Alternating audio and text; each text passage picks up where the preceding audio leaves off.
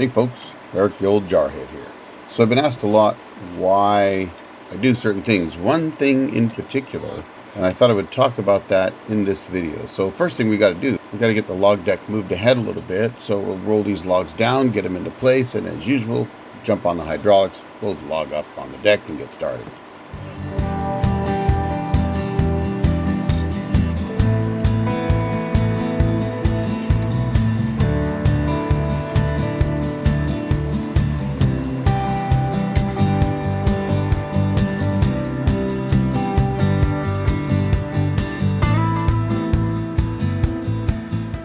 Alright, get that first log rolled up to the forks. Customer's doing a great job here. Once the customer really learns how to use a cant hook, makes life easy. They just jump right in there and start rolling logs. So we get this one rolled in there, kind of pop it over with the log clamp. We'll throw the roller toe boards up so we can move this log down the deck. And by this time, this was a fourth or fifth log. The customer was really getting the hang of things. He'd already jumped on it, rolled the log back towards me. So we get her in position. We're going to roll it, try to get the hooks to the right. Notice there's no bark on it, so not going to need the debarker for this log. And right here is what I'm talking about. Viewers have asked many times what I'm doing right here. And I want to talk about that a minute and kind of explain and hopefully really explain this in a fashion that works for you, that you'll understand. So number one, when you get the log up on the deck and you get it so that the pith is centered, so that you have maybe the pith is 12 inches on either side, and that would involve lifting up the toe boards, either front or back, either or. In this case, I had the far toe board up. And you've got a tapered log, and you can really see it when I roll this log sideways. You know, it's kind of a bit of a butt end, so you've got a big taper. And maybe you've got 24 inches or something like that. In this case, it's about 16 inches on the big end, maybe 12 on the small end. And when I push these cap cuts off, you're going to notice they're really thick on one end, thin on the other. So what I'm doing when I run the saw head down to the center of the log is I'm really getting an average height of the log on the deck. So if it's maybe 16 inches on one end and 14 inches on the other end, in the center it's going to be around 15. And it's just faster for me to take the mill head, run her down on full speed ahead, drop her on the log in the center, check the height of the log, and then pull it back and drop a specific distance from there. Usually that's around 1.5 inches. So typically you'll see in my replies in the comments that I'm going to say 1.5 inches. On a log like this one without any bark, it might only be 1 inch. When I was doing some black locust recently that had really thick bark, it's going to be about 2 inches, maybe even 2.5 or 3. So you got to really judge that on each log as you go down. Bigger the log, the deeper the cut could be. Smaller the log, less cut. In this case here, I was probably still using 1.5 inches. And you'll notice as the customer pulls those cap cuts off or I push them off, they're going to be a little bit thinner on the far end.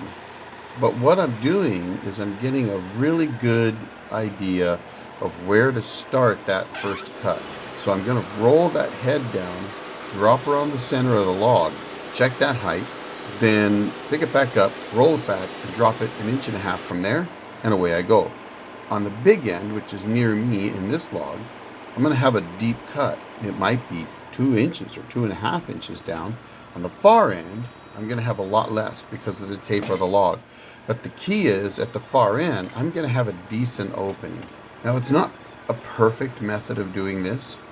If you I suppose if you went down and took your tape measure and measured down at the far end or the small end of the log and really kind of took some time to figure out, well, if I want a 4-inch face, I got to cut right here and so on. However, when you're production milling, the idea isn't to spend a lot of time trying to figure out what you need to do. The idea is get the log on the deck, knock it down, get it off the deck, get the next log up. You're in a bit of a race between how quickly you can produce lumber and how good a product you can produce. You got to produce good product, but if your product costs the customer $10 a board foot, they're not going to want you to mill for them. And running around with a tape measure can take a lot more time than using the mill head in certain instances. So you'll notice in the beginning, I'm going to use a tape measure to figure out where my pith is. But after that, I'm just going to use the mill head.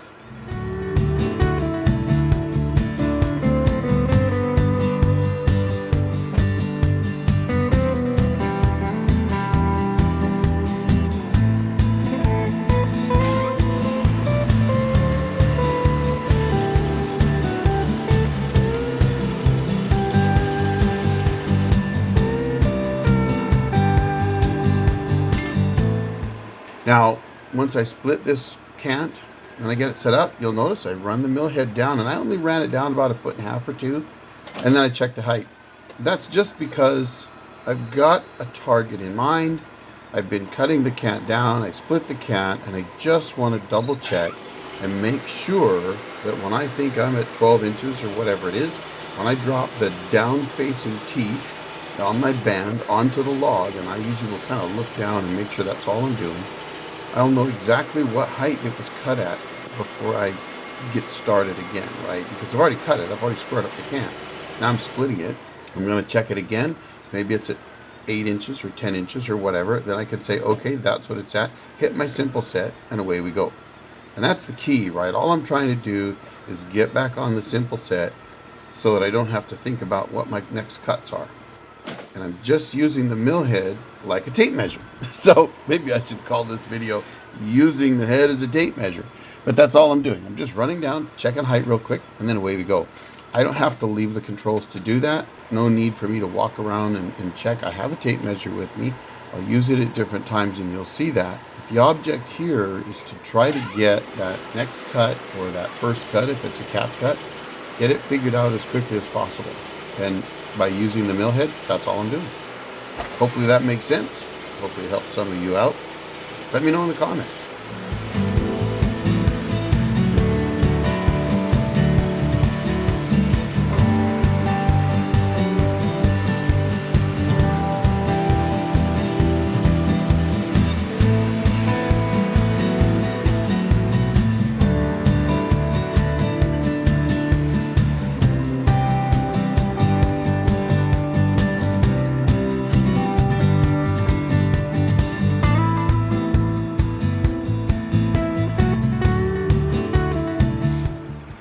All right, beautiful location we're at here.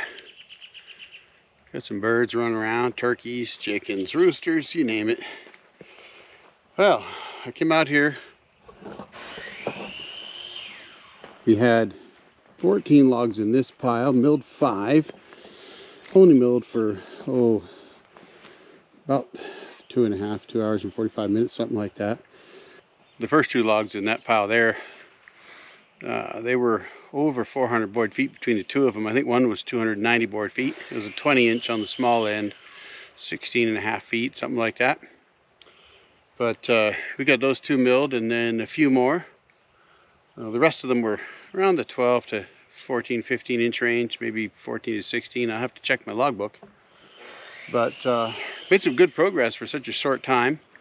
So, and you know, they put a lot of it in that trailer over there. You can see the trailer there. They packed that full of a bunch. But they've already hauled off a bunch of 3.5-inch, minimum 12. A lot of them were 16s. Live edge one side, square on the other, and a bunch of 2x that were live on one side. So we definitely knocked some serious milling out in just a few hours, so that's good. But how about this location? Surrounded by mountains. We're up about 2,200 feet. I don't know if you can see those mountains behind me there.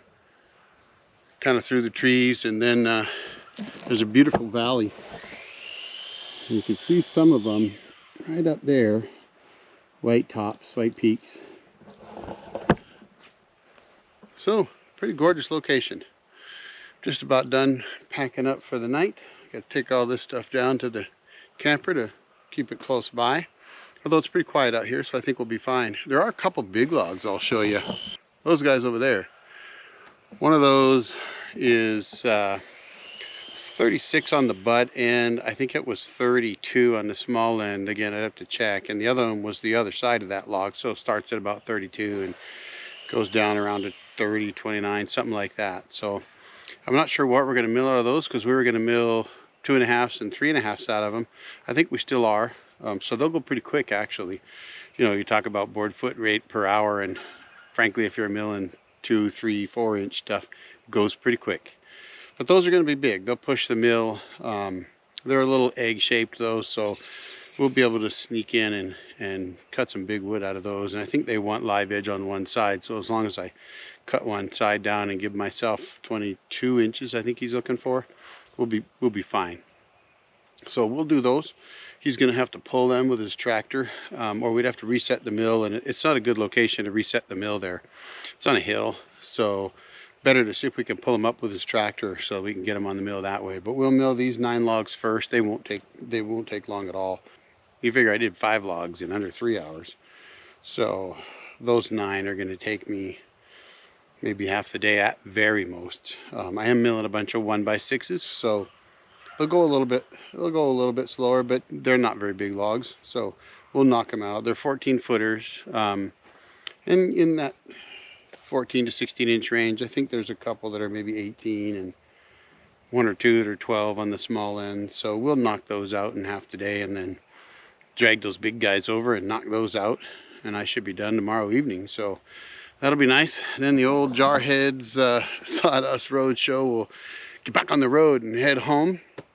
But it's time for the old Jarhead to go have a shower and have some bourbon 30 and relax for the evening. So I'm gonna cut this off now and get relaxing. So hope you guys are enjoying the videos, and as always, hit like. And I was told to tell you, if you don't hit that like button enough times, I'm gonna put yoga pants on one of these videos. I'm telling you right now. So you better hit like.